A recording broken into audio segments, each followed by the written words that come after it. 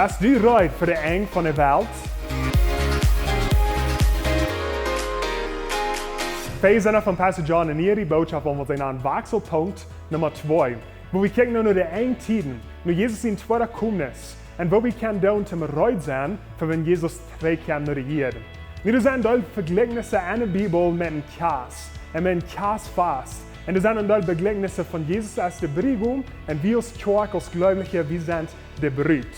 Nu, ik plan mich hier bijna een maand te bevrijen. En ik kijk al zo verder weg te dort. En zo, deze vergelijkenis van de kaas kon ik niet goed ook nog van verstaan. En we kijken door in Offenbarung Kapitel 19, zo wie een van deze vergelijkenis voor de Engtiden. En ik hier een stem, zoals van vele tegelijk schreien. En zoals een grote, rüzende woede en je wilt je witterslag der zeden. Halleluja! Wie als der Allmächtige Gott und Herr haft Rick angenommen.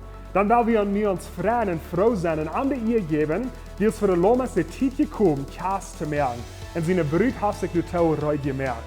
Und so wie sollen hier, dort der einen Tiden, Jesus kam drei und er wird all die Gläubigen mit am Mann in den Himmel bringen. Und er wird ein großer Kassfast sein im Himmel für alle Ewigkeit. Und so der Vergleichnis von der Kass. Wir sollen auch eine jüdische Kass, als du ab dem Gebiet, von wo der Verhältnis ist mit Jesus und Gott und der Kirche.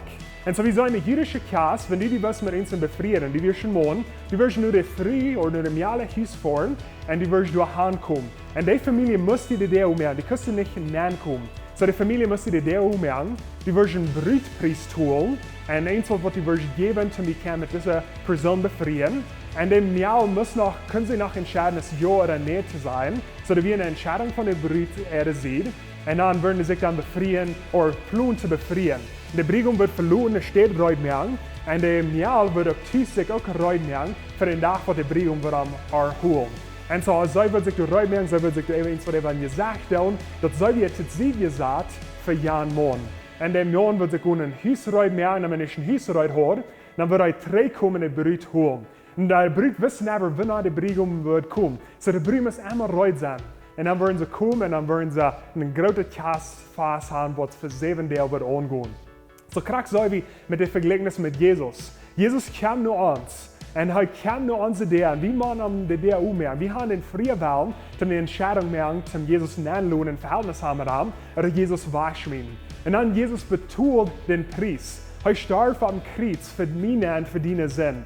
So er betont den Preis, wir haben die Entscheidung, dass wir da annehmen. Und Jesus ist in die Tränen und Himmel hier vorne, steht reut merken für uns. Und wir müssen hier nicht reut sein für den Tag, wo Jesus wird zurückkommen und uns holen und ein großes Kassfast anreuten in den Himmel.